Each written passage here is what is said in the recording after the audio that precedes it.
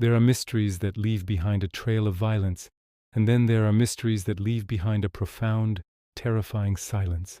Sometimes a crime scene looks less like a murder and more like a ritual that went horribly, inexplicably wrong. When investigators approach a body, they look for the standard clues: a weapon, a struggle, a motive. But what happens when the clues left behind belong to a reality that science cannot explain? In the summer of 1966, two men were found dead on a hilltop in Brazil. They were dressed in formal suits, draped in waterproof coats, and they carried no weapons. Instead, they carried a notebook with cryptic instructions, an empty bottle of water, 2 dry towels, and most chillingly of all, handcrafted lead masks covering their eyes. They were not dressed for a hike. They were dressed for an appointment. But who or what were they waiting to meet at the top of a desolate hill in the middle of a storm? Welcome to the Unknown Archive. Today we ascend Vintém Hill to unpack one of the most bizarre, unsolved cases in the history of the paranormal, the lead masks mystery. Our story begins on August 20th, 1966, in Niterói, a vibrant city located across the bay from Rio de Janeiro. It was a Saturday, and a young boy named Jorge da Costa Alves was flying a kite on the slopes of Morro do Vintém, or Vintém Hill. The hill was overgrown, steep, and mostly abandoned. As Jorge chased his kite into the thick brush, he noticed a strange odor. He followed the scent and stumbled upon a scene that would haunt him for the rest of his life.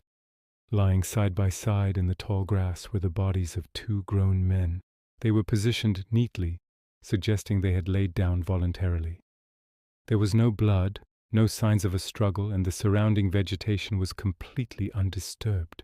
Jorge ran down the hill and alerted the police. When the authorities arrived, they were immediately struck by the sheer absurdity of the evidence. The men were dressed in sharp, formal business suits. Over their suits they wore brand-new, identical waterproof raincoats. It was an odd choice of clothing for climbing a rugged, muddy hill. Next to the bodies, police found an empty water bottle and 2 small rolled-up towels. But it was the objects resting on the men's faces that turned this local death into an international mystery. Both men were wearing heavy masks made of solid lead. They were crudely cut, shaped like oversized sunglasses, and designed to completely cover the eyes. There were no holes to see through. They were blindfolds made of heavy metal. The police searched their pockets and found the final piece of the puzzle, a small notebook. Inside, written in Portuguese, was a set of instructions that read like a recipe for the occult. The note translated to 16:30, be at the specified location. 18:30, ingest capsules. After the effect, protect metals. Wait for the mask signal. Ingest capsules. Protect metals. Wait for the signal. The police realized they weren't dealing with a simple hiking accident. These men had come to the hill to participate in a highly specific, synchronized event. Identification in their pockets revealed who they were: Manuel Pereira da Cruz and Miguel José Viana. They were both 34 years old, and they were electronic technicians from a town called Campos dos Goitacazes, a few hours away. Investigators immediately began retracing the men's final days. They learned that Manuel and Miguel were not just colleagues, they were close friends who shared a deep, consuming obsession with the supernatural. Specifically, they were involved in a movement known as scientific spiritualism. This was a group that believed they could use advanced electronics, radios, and frequencies to communicate with spirits and extraterrestrial beings. 3 days before their bodies were found, on August 17th, the men told their wives they were traveling to São Paulo to buy electronic components for their repair shop, and perhaps a used car. They left their hometown carrying a significant amount of cash, enough to easily purchase a vehicle in 1966, but they never went to São Paulo. Instead, they boarded a bus to Niterói. They arrived in the early afternoon carrying their dark suits, their heavy coats, and a secret agenda. Their movements in Niterói were tracked. They stopped at a local store where they purchased the identical waterproof coats. This tells us they knew it was going to rain, or at least they were preparing for a wet environment. Then they went to a bar at the base of Vintém Hill. The waitress who served them remembered the encounter vividly. She said Miguel appeared extremely nervous. He kept looking at his watch, checking the time against the schedule in his notebook. He bought a bottle of mineral water and asked the waitress to keep the receipt so he could return the empty bottle later for the deposit. It was a mundane request from a man who was allegedly about to die. At 16:30, exactly as the notebook instructed, they began their ascent up the hill. It was raining heavily. They walked into the dark, wet brush, and they never walked out. When the bodies were taken to the morgue, the coroner faced a frustrating problem. Because the bodies had been exposed to the elements for 3 days, the internal organs were severely decomposed. A standard autopsy revealed no trauma. There were no bullet holes, no stab wounds, and no bruising to indicate they had been forced to take any pills. A basic toxicology report was run, but it came back inconclusive due to the state of the bodies. Whatever those capsules mentioned in the notebook were, the science of 1966 could not identify them in the deteriorated tissue. Without a clear cause of death, the police were forced to rely on theories. The first and most grounded theory was murder and robbery. Remember the large sum of money they brought from home? It was gone. Their wallets were found on the bodies, but the cash to buy the car was missing. Did a local criminal learn about their spiritual beliefs, lure them to the hill under the guise of an extraterrestrial contact ritual, give them poison capsules, and then rob them once they were dead? It sounds plausible. But criminals who poison people rarely stick around to place hand-cut lead masks over their victims' eyes or neatly arrange their bodies with towels. The sheer theatricality of the scene points away from a simple mugging. We must look closer at the lead masks themselves. Why lead? In the world of science and electronics, lead has one primary purpose: protection from intense radiation. Manoel and Miguel were electronic technicians. They understood the properties of heavy metals. They built these masks in their own workshop back home. They brought them to the hill because they genuinely expected to encounter a light or a force that could blind or burn them. Wait for the mask signal, the note said. They were expecting a visitor. This brings us to the most popular theory in the unknown archive, the UFO encounter. Niteroi and the surrounding areas were hotspots for UFO activity in the 1960s. And on the night of August 17th, the very night the men died, the skies over Vintém Hill were not empty. Several independent witnesses, including a local socialite and a group of police officers, reported seeing a bright, glowing orange object hovering directly over Vintém Hill. They described it as a luminous, round craft that emitted a strange, intense halo of light. It hovered silently in the storm before shooting up into the atmosphere. Did Manoel and Miguel see this object?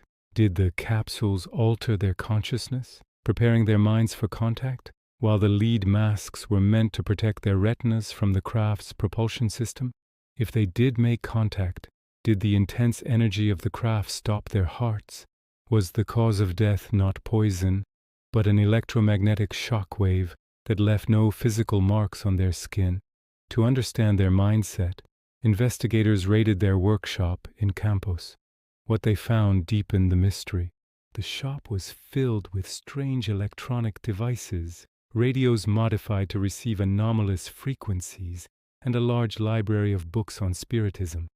They also found scraps of lead and the exact tools used to cut the masks found on their bodies. They had been planning this for weeks. Friends of the men revealed that this wasn't their first dangerous experiment. A few months prior, Manoel and Miguel had built a device in Manuel's backyard that resulted in a massive explosion.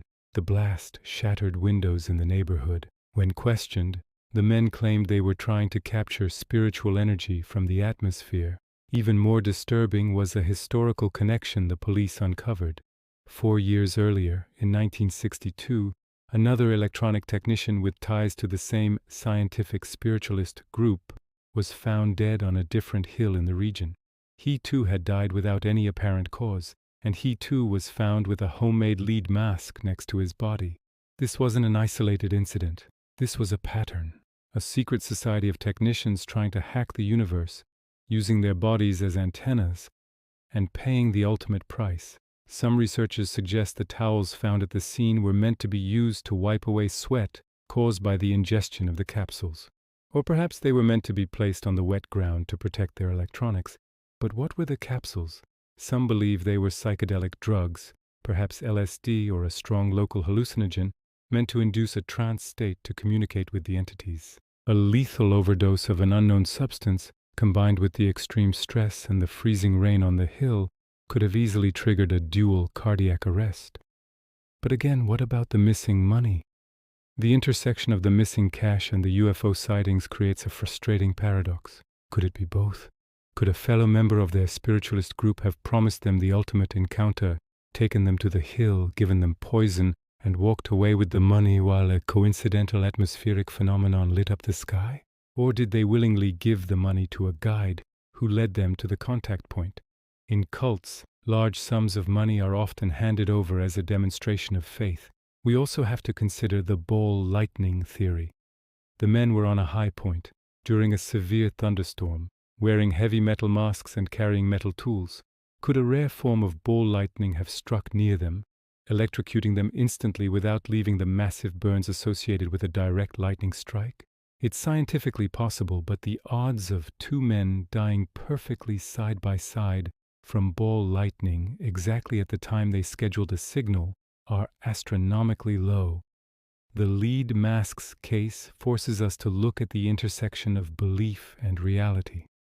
Manoel and Miguel were not uneducated men. They understood circuits, voltage, and physics, yet they believed with such absolute certainty that they were going to meet something on that hill that they constructed protective gear for it. They dressed in their best suits, as one would for a vital, life-changing meeting. They were greeting the unknown with formal respect. In the Unknown Archive, we see this tragedy as a warning about the allure of the esoteric. When you go looking for the edge of reality, you might just find it, and it might not let you come back. The police investigation eventually stalled. Without a cause of death, without a suspect for the missing money, and with only the bizarre instructions in the notebook, the case went cold. Today, the lead masks are kept in a police museum in Rio de Janeiro. They sit behind glass, two pieces of crude heavy metal that failed to protect their creators. They look like props from a low-budget science fiction movie, but they are artifacts of a very real, very lethal obsession. What was the signal they were waiting for? Was it a light from the sky, a sound on a modified radio, or a feeling in their blood as the capsules took effect? Did they die in terror, realizing they had been poisoned, or did they die in awe, looking through the lead at something our unprotected eyes could never withstand? The waitress who served them water remembered Miguel returning the bottle, intending to get his deposit back. That is the detail that lingers. It suggests they intended to survive. They intended to come down from the mountain, changed perhaps, but alive. But the mountain kept them, and it kept their secrets. If you ever find yourself on Morro do Vintém as the sun goes down and the rain begins to fall, you might feel the heavy silence that still covers the hill. It is a place where the barrier between our world and the next was tested. The lead mask's mystery remains one of the most enigmatic entries in the archive. A perfect locked room mystery, where the room was the entire sky. Be careful what frequencies you tune into. Sometimes when you broadcast a signal into the dark, something answers. Thank you for joining us at the Unknown Archive. What do you think killed the men on Vintém Hill? A cult, a criminal, or a close encounter? Let us know in the comments and stay curious.